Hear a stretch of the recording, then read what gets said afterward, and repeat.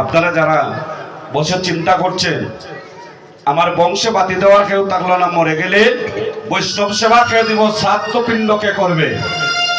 ভগবান করবে, যদি ভক্তিটা তার চরণে যদি রাখতে পারেন। এবার গোবিন্দ ঘোষ বৃদ্ধ হয়ে গিয়েছে, আর ভিক্ষা করতে যাইতে পারে না, আর ভিক্ষা করে নে গোপীনাথের সেবাও দিতে পারে না। গোবিন্দ ঘোষের প্রাণ যায় যায় অবস্থা হয়েছে। ভগবানের গোপীনাথের বিগ্রহ হইতে ভগবান এসে আজ গোবিন্দ ঘোষকে ডাকছেন, হে গোবিন্দ ঘোষ বাবা, তুমি কতদিন হয়ে গেল ভিক্ষা করতে যাও না, আর আমাকে কতদিন তুমি উপাস রাখবে? কে বলছেন? স্বয়ং গোপীনাথের অচল বিগ্রহ সচল হয়। গোবিন্দ ঘোষকে ডাকলেন, বাবা তুমি আর ভিক্ষা করতে যাও না, আমার সেবাও দাও না, কতদিন আর তুমি আমাকে উপোস রাখবে বলো? গোবিন্দ ঘোষ বলছে, হে গোপীনাথ, আমার স্ত্রী পুত্র সবাই কেড়ে নিয়েছ, আর নিবার তো কিছু বাকি নাই। হে, এখন আমার বার্ধক্য এসেছে, কিছুদিন পরে আমি পরপারে চলে যাব।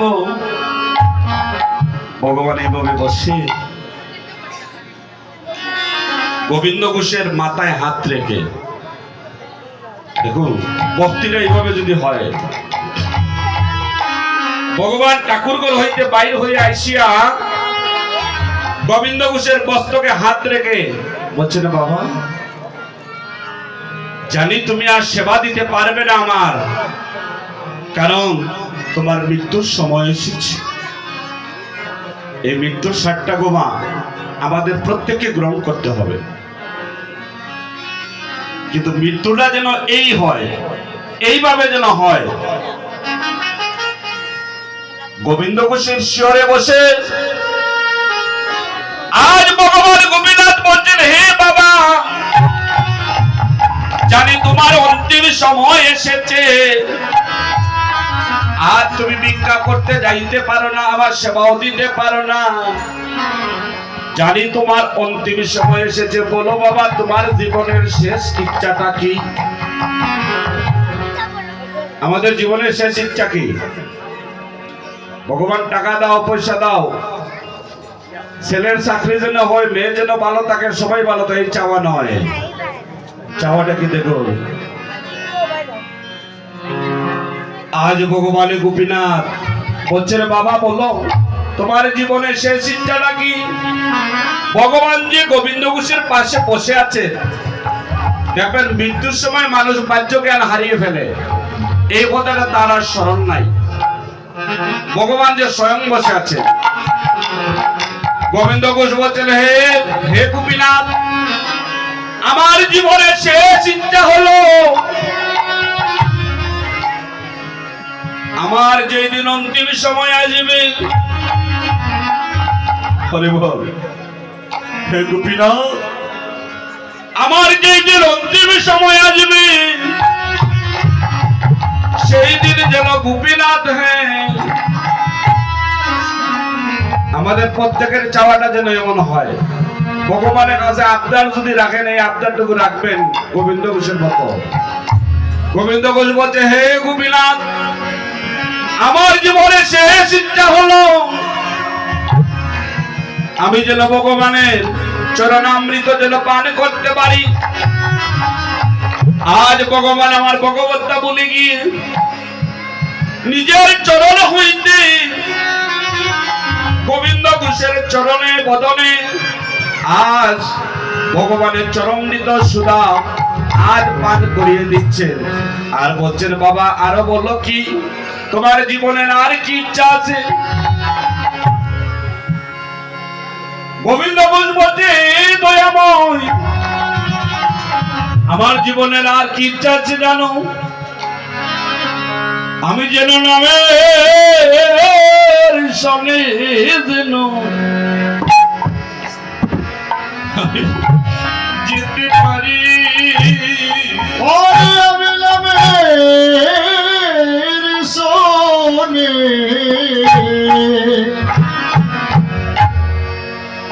যেন যেতে পারি ও প্রভু গো নামে শোনা যেন আমি যেতে পারি যেদিন আমার বাবু লীলা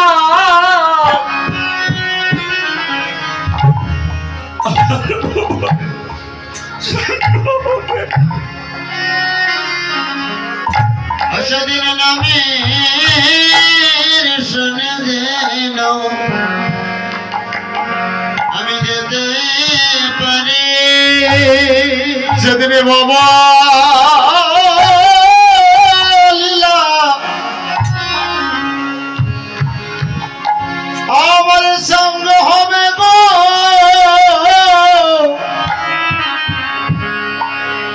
আমি যেন নামের শোনে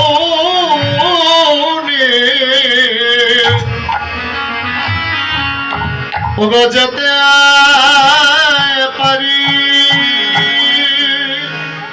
যেদিন আমার জন্মের মতো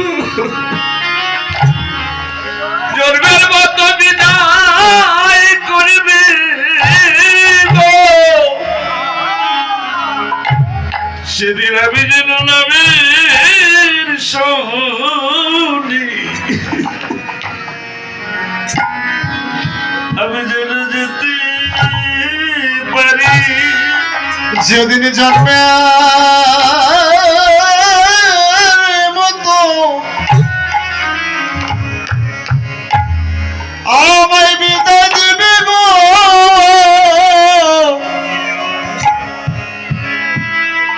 যেন আমি নামে শোনে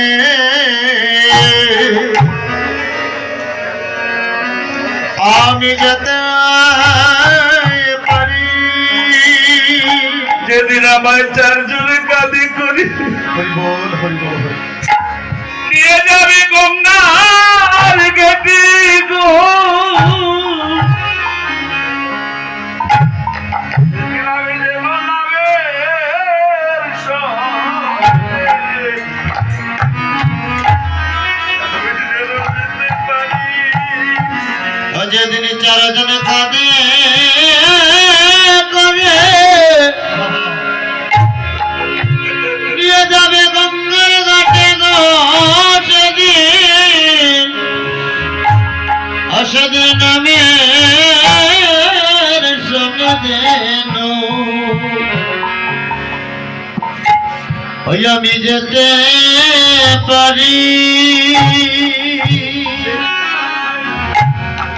আমার জন্মের মতো কৃষ্ণ নাম শোনাবে সেদিন যেন নামের সঙ্গে আমি যেন যেতে পারি ওরে জন্মে মতো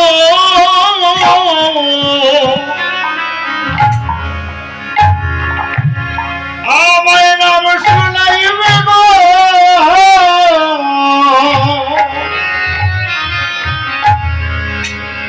সেদিন যেন নামে শোনে আমি যেতে পারি যেদিন আমার বলিলা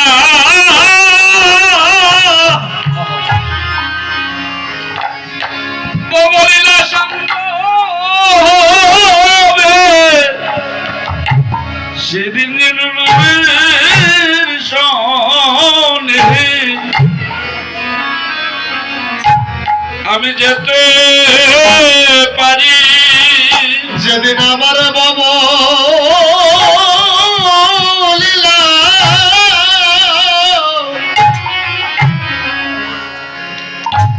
আমার সঙ্গ হবে গো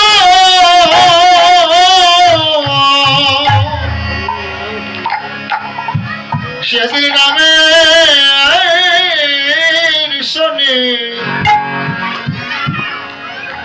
আমি যেন যেতে পারি। হে বৈষ্ণব গণে এই আশীর্বাদ তোমরা করো যেন নামের সঙ্গে যেন যেতে পারি। শিলব গো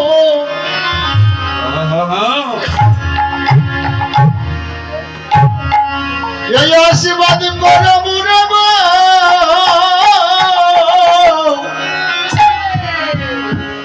যেন কৃষ্ণ নামে শুনি আমি যেতে পারি। এমন মানব কুলে যেন এই জলবাল হই কিনা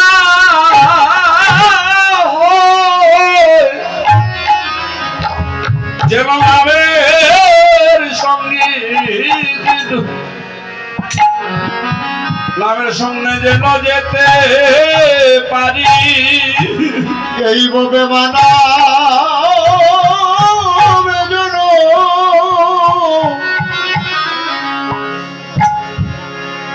আর কি না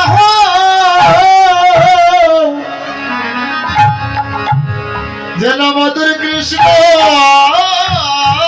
নামে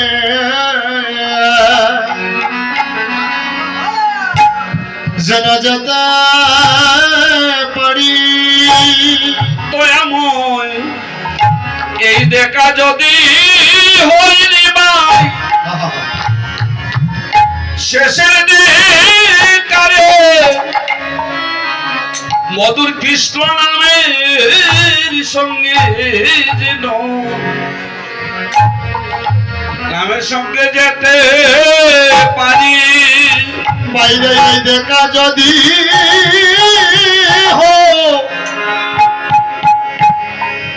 আমাদের শেষে দেখা রে যেন কৃষ্ণ নামে শোনে যেন যেতে পারি। যদি এই দেখা হয় বাইরে শেষে দেখা নামের শোনে যেন যেতে পারি। বাইরে এই দেখা যদি হইনি ভাই ওদের শেষের দেখা মধুর কৃষ্ণ নামের সঙ্গে যেন যেতে পারি। ওরে দেখা যদি হয় শেষের দেখারে যেন নামের সহনে যেতে পারি। এই দেখা যদি হয় শেষের দেখা মধুর কৃষ্ণ নামের সঙ্গে যেতে পারি। বলি এই দেখা যদি হয় শেষের দেখারে নামের সঙ্গে যেন যেতে পারি। ওরে এই দেখা যদি হয় শেষের দেখা নামের সঙ্গে যেতে পারি। এই দেখা যদি হয় শেষের দেখারে নামের সঙ্গে যেন যেতে পারি। যেতে পারি।